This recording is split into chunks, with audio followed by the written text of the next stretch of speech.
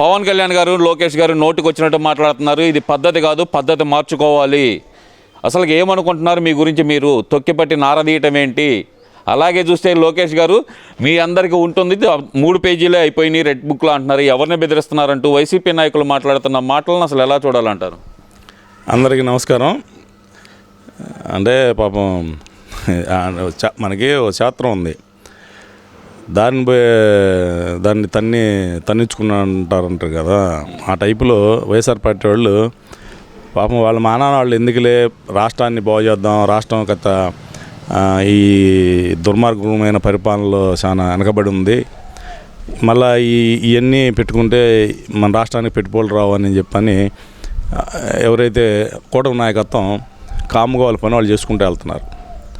ముందేందంటే యువత 20 లక్షల మందికి ఉద్యోగాలు ఇవ్వాలి, కనీసం 35 లక్షల కోట్లు ఈ రాష్ట్రానికి పెట్టుబడులు తీసుకొస్తే అందులో కనీసం 15 నుంచి 20 కోట్లన్నా 20 లక్షల కోట్లన్నా మన గ్రౌండ్కి చేస్తే ఈ ఉద్యోగ కల్పన అయితే కనుక ఈ రాష్ట్రం బాగుపడిద్ది, యువత బాగుపడిద్ది, మత్తు పదార్థాలకు దూరంగా ఉంటారనే దానితో వాళ్ళ అవమానాలు 5 సంవత్సరాల అవమానాలు పడ్డ అవమానాలన్నీ కూడా దిగమింగుకొని వాళ్ళు ప్రజాస్వామ్య పద్ధతిలో వాళ్ళు వెళ్తూ ఉన్నారు. వాళ్ళకి ఏలు పెట్టి గెలుగుతూ ఉన్నట్టుంది వీళ్ళ వ్యవహారం. ఎందుకంటే వాళ్ళ నాయకుడి మనస్తత్వమే అది వచ్చింది దరిద్రం, ఇంకా మార్చావాల. ఇంకా దరిద్రం కింద ఎందుకు మార్చి వచ్చింది? పైపెచ్చు మొత్తానికి గంజాయి బ్యాచ్, తాగుబోతు బ్యాచ్ అయినాయా వాళ్ళంతా కూడా. ఆ బ్యాచ్ని అదా మనం చూసాం కదా. ఆడు పుట్టినరోజు ఆ రకంగా కత్తులు కడాలు తీసుకొని అడ్డ రోడ్ల మీద ఎట్ట పెడితే అట్ట నరకటాలు ఇవన్నీ మనం చూసాం. రక్త తర్పణాలు ఈటాలు, వాళ్ళు ఎవడ మెడకాయ కోసుకుని రక్త తర్పణ ఇస్తే అది ఒక ఇదన్న ఉండేది. పాప మూగ జంతువులను కోసి ఏదో పెద్ద పోటుగాళ్ళలాగా మూగ జంతువులు నరికేసి రపా అని ఆ రక్తం ఏది దోతులుచోబట్టి అతని ముఖానం ఇసిరేస్తున్నారంటేనే నేను అనుకోవడం ఏంటంటే ఇలాంటి దరిద్రుడు మళ్ళీ రాకూడదు అని చెప్పని వాళ్ళే రక్తర్పణ జంతువులు రక్తర్పణం చేస్తున్నట్టుంది ఈ రాష్ట్ర ప్రజలు అనుకుంటున్నారు, నవ్వుకుంటున్నారు. వాళ్ళకి అది అర్థం కావట్లా. అలాగే ఇప్పుడు పవన్ కళ్యాణ్ గారు ఏం మాట్లాడాడు? ఇలాంటి పనులు చేయమాకండి, మీ పనులు మీరు చేసుకోండి, మీ జోలికి మా వాళ్ళు ఎవరు రావట్లేదు, రానికుండా చేసాం కాబట్టి మీరు శుభ్రంగా మీ ఫ్యామిలీతో మీరు హాయిగా మీ వ్యాపారాలు మీరు చేసుకొని బతకండిరా స్వామి అని చెప్పని మర్యాదగా చెబితే ఈ మర్యాద తక్కువ బ్యాచ్కి తిట్టాలనిపిస్తుంది, కానీ తిట్టి మనకే బోర్ అనిపిస్తుంది ఈ ఎదవల్ని. ఈ మర్యాద తక్కువ బ్యాచ్కి ఇంకా సిగ్గు రావట్లేదు. ఏం చేస్తాం మనం? ఏం చేస్తుంది? పవన్ కళ్యాణ్ గారు మేలుకుంటే వీళ్ళు మొత్తం కూడా ఇప్పుడు ఏదో అంటున్నారు కదా బాగుతున్నారు కదా. అంటే కాళ్ళు కీళ్ళు తీయటం ఏంది? నువ్వు డిప్యూటీ ముఖ్యమంత్రివా లేదంటే కనుక మమ్మల్ని బెదిరిస్తున్నావా ఏంటి? అసలు ఇలాంటి మాటలు ఏంటి? చేతిలో రేఖలు అరగదీస్తానంటున్నావు. అసలు ఏం బెదిరింపులు ఇవి? అసలుకి మీరెవరు మమ్మల్ని దండించడానికి, తప్పు చేసిన వాళ్ళని దండించడానికి? అసలు పోలీసులు ఎవరు? కేసు పెట్టి లోపలేయాలి కానీ కొట్టడం ఏంది అని చెప్పి మళ్ళీ మొదలు పెట్టారు కదా. నీతులు చెబుతున్నారు నీతులు చెబుతున్నారు. మరి 5 ఏళ్ళు వీళ్ళు చేసిన పని ఏంటి? ఒక సిఐడి అనే ఒక వ్యవస్థని అడ్డం పెట్టుకొని వీళ్ళు ప్రైవేట్ ఆర్మీని వీళ్ళు పెట్టి సిఐడి ముసుగులో పైకి సిఐడి పోలీసులు అరెస్ట్ చేస్తున్నారని చెప్పడం, వీళ్ళు ప్రైవేట్ ఆర్మీ లోపల చేసే పని ఏంటి?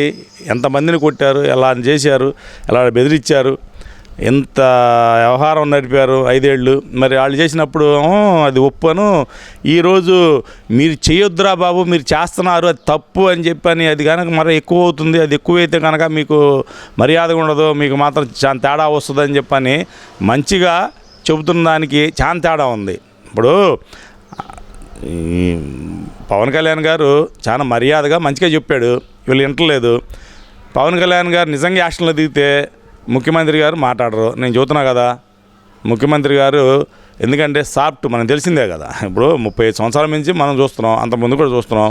ముఖ్యమంత్రి గారిని ఎన్నన్నా ఏమన్నా అది తుడుచుకొని వెళ్ళి ప్రజాస్వామ్యం వ్యవస్థ ఏది డెవలప్మెంటు ఉద్యోగాలు అనే టైపులో తిరిగేది ముఖ్యమంత్రి గారి వ్యవహారం. పవన్ కళ్యాణ్ గారు కూడా అలాగనే చేస్తూ ఉన్నారు. ఇప్పుడు పవన్ కళ్యాణ్ గారు వీళ్ళు కనుక పొట్టలో వేలు పెట్టి గెలుక్కుంటే చీమలు దండు వచ్చినట్టు ఏంది బలవంతమైన సర్పాన్ని కూడా సలసీమల శాతికి సావదేవ సుమతి అని సుమతి శతకంలో చెప్పినట్టు వెనకటి రోజుల్లో ఆయన అనవసరం గెలుక్కొని ఇలా నిజంగా రేఖలుగా చేతుల రేఖలు కాదు భూమి మీద రేఖలు కనపడవు యాదవులకి అది తెలుసుకోవాలని చెప్పని వైఎస్ఆర్ పార్టీ నాయకులను కానీ కార్యకర్తలను కానీ మంచితనంగా హెచ్చరిస్తున్నాం. అంటే ఇక్కడ నారా లోకేష్ గారు ఒక ఇచ్చిన స్టేట్మెంట్ అయితే కనుక కొంచెం కలకలం రేపుతుంది. రెడ్ బుక్లో అయింది 3 పేజీలే, ఇంకా 97 పేజీలు పెండింగ్ ఉన్నాయి అంటూ ఆయన ఇచ్చిన స్టేట్మెంట్ని అయితే కనుక వైసీపీ నాయకులు ఎద్దావా చేస్తున్నారు. ఆ రెడ్ బుక్లోని మా ఇంట్లో కుక్కలు కూడా భయపడవు అంటూనే 3 పేజీలే అని అంటే ఇంకెంతమంది ఉండారో దాంట్లో అంటూ వాళ్ళే మళ్ళీ ఇంకా ఇంకో స్టేట్మెంట్ ఇచ్చే పరిస్థితి ఎలా చూడాలంటారు దీన్ని? కుక్కలు కూడా వాళ్ళ కుక్కలు పోల్చుకుంటున్నట్టున్నారు. అయితే వాళ్ళ ఇంట్లో కుక్కలా వాళ్ళని పోల్చుకుంటున్నారేమో ఏంటి. ఇప్పుడు నిజంగా ఆయన అన్నట్టు పేజీలు తెరవకుండానే వాళ్ళు చేసిన పాపాలే బయటపడుతున్నాయి. అది వచ్చిన సోప ఏది వాళ్ళు దేవుడు చేసిన అపచారం అసలుకి మరీ వాళ్ళకి బంగారు కొండలా దొరికినట్టుంది. బంగారు బాత్ అంటారే అలా దొరికినట్టుంది తిరుమల తిరుపతి కొండ. అరే దాంట్లో చైన్ ఏమైనా ఉన్నాయి అసలు ఎన్ని పాపాలు చేస్తే ఒక్కోటి అది బంగారం కిలోలు దొబ్బారంట. వజ్రాలు ఎన్ని వజ్రాలు దొబ్బారు ఇది తెలియాలి ఇప్పుడు తెలియదు. మరి లడ్డు మాయా, మరి సరుకులు మాయా. అక్కడికి వచ్చే కొన్ని వేల టన్నులు రోజుకి కొన్ని వేల టన్నులు ప్రజల కోసం భక్తుల కోసం ఉపయోగిస్తారు, స్వామివారి నైవేద్యం కోసం ఉపయోగిస్తారు. అవన్నీ మాయా. వచ్చిన కానుకలు మాయా. మరి అక్కడ స్వామివారి ఆస్తులు మాయా. అరే ఒక్కోటి పాముల పుట్టలో నుంచి కనుక చేమలు దూరితే కనుక పాములు ఎన్ని పిల్లలు దాకా బయటకు వచ్చినట్టు ఒక్కోటి బయటకు వస్తామంటే ఇలా పాపాలన్నీ పండి మళ్ళా వీళ్ళు ఏమని తెలియని నంగనాసులాగా ప్రమాణం చేస్తాం దేవుడి మీద పిల్లల మీద అని చెప్తారు ఈ ఎదవలు. ఇక సిగ్గులేదు వీళ్ళకి. మనం ఏం చేస్తాం ఇప్పుడు అవన్నీ బయటపడుతున్నాయి. ఇంకా ఆయన ఇంకా బుక్ ఆడ తెరుస్తాడు. బుక్కు తెరిచే టైం ఆడుంది. బుక్కు తెరిచే అవసరంలే. వాళ్ళు చేసిన పాపాలు వాళ్ళే బయటపడుతున్నారు. పుట్టే పగిలితే చాలా అయ్యే పగిలే వాళ్ళ ఆటలో జైలుపోతున్నారు. నిజంగా వాళ్ళ మీద పెట్టి అసలు వాళ్ళు చేసిన పనులు అసలు రాజకీయంగా చేసిన పనులు చాలా ఉన్నాయి. అవి ఇంకా పేజీలు తెరవాలి నిజమే. అవి తెరిచే పని లేకుండానే దేవుడు వాళ్ళకి శిక్ష ఆల్రెడీ దేవుడు చేసిన పాపాలన్నీ ఒక మంచి వ్యక్తి ద్వారా. ఇప్పుడు దేవుడు ఇది కలియుగం కాబట్టి ఒంటికాలం మీద నడుతుంది కాబట్టి దేవుడు కిందకు రాడు. ఆ దేవుడి రూపంలో ఎవరో ఒక మనిషిలో దూరి ఆ మనిషి ద్వారా ఈ పాపాలన్నీ కడిగిస్తాడు. ఇది కలియుగం. అలాగే ఈ దుర్మార్గులకి వాళ్ళు చేసిన పాపాలన్నీ బయటపడి వీళ్ళందరికీ శంకరగిరి మాన్యాలు పడతా ఉన్నారు. ఇంకా పేజీలు తెరిస్తే వీళ్ళ పరిస్థితి ఏందిరా బాబు. డోలు బజే డోల్. సరే ఇదంతా ఓకే అనుకుందాం. మళ్ళీ చాలా కాలం తర్వాత దాదాపు 2 సంవత్సరాల తర్వాత కేసీఆర్ బయటకు వచ్చారు. రావటంతోనే చంద్రబాబుని టార్గెట్ చేశారు. అసలు ఎలా చూడాలంటారు అసలు ఈ పరిస్థితి? ఆడ బతుకే ఏదో బతుకు. ఆడ మనిషి అయితేనేగా. ఆడేం మాట్లాడాడు ఒకప్పుడు తెలంగాణకుండా జీవో రద్దు చేయకపోతే వెనకబడ్డ ఉత్తరాంధ్రాను రాయలసీమ నాశనం అయిపోతూ ఉంది, ఇది రద్దు చేయాలా, ఈ జీవో రద్దు చేస్తేనే ఉద్యోగాలు అటు ఇటు వస్తాయి, లేకపోతే తెలంగాణ అది ఇదని చెప్పని అసెంబ్లీ వేదికగా మాట్లాడాడు. పైపెచ్చు మన మంత్రిగా ఉన్నప్పుడు మీడియా వేదికగా మాట్లాడినాడు. ఇలాంటి పోరం పోకుండా నమ్మి వాళ్ళు ఓట్లు వేశారు. 10 ఏళ్ళు నువ్వేం ఎలగబెట్టావు? ఏం ఎలగబెట్టావు? నాశనం చేసావు. బంగారు గుడ్డులాగా ఒకే హైదరాబాద్ నుంచి ప్రతి సంవత్సరం 40-50 వేల కోట్లు వచ్చే బంగారు గుడ్డు నీ చేతిలో పెడితే నువ్వు నీ కుటుంబం బలిసి కొట్టుకొని తినేసి పందులు తిన్నట్టు తిని బలిసి కొట్టుకుంటా 2 సంవత్సరాలు ఫామ్ హౌస్లో మందు దాగి పొనుకొని పిల్లిలాగా రేవంత్ రెడ్డి దెబ్బకి నిన్నొచ్చి నువ్వు మాట్లాడాల్సింది ఎవరిని? నువ్వెవరు అసలు? మా రాష్ట్రం కోసం నీకెందుకు ముక్కుడా? మా రాష్ట్రం గురించి నీకెందుకు ముక్కుడా? నీకు దమ్ము ధైర్యం ఉంటే రేవంత్ గారి గురించి మాట్లాడు. రేవంత్ గురించి మాట్లాడు. ఆయన వాళ్ళ గురించి మాట్లాడాలి. నువ్వు వచ్చి మా నాయకుడు సంఖ నాకుతావు ఎందుకు? శంకర్ జాతి ఎదవా, సిగ్గుండొద్దు నీకు. ఇంకా మా ఆంధ్ర వాళ్ళ మీద పడి ఎడుతావు సిగ్గులేని ఎదవవి. నీ కొడుకు నువ్వు నీ మేనళ్ళు ఇద్దరు ముగ్గురు మళ్ళీ రాజకీయం కోసం ఆంధ్ర వాళ్ళు సంఖ నాగుతున్నారు. మీరు సిగ్గు లేదా? మా బతుకులు మేము బతుకుతున్నాం, మీ బతుకులు మీరు బతికి సావమని చెప్పని వదిలేశారు. ఒక రాజధాని ఉండి సొంత రాజధాని ఉండి రాష్ట్రం చీలింద్ర భారతదేశంలో చరిత్రలో ఎక్కడన్నా రాజధాని ఉండి మీరు చీలారు. సిగ్గుండాలి మీకు. మేము రాజధాని లేకపోయినా మగోళ్ళలాగా ఇలాంటి దరిద్రులు ఇలాంటి మాటలు మాట్లాడతారని చెప్పి బయటకు వచ్చి ఆగిపోతున్నారు.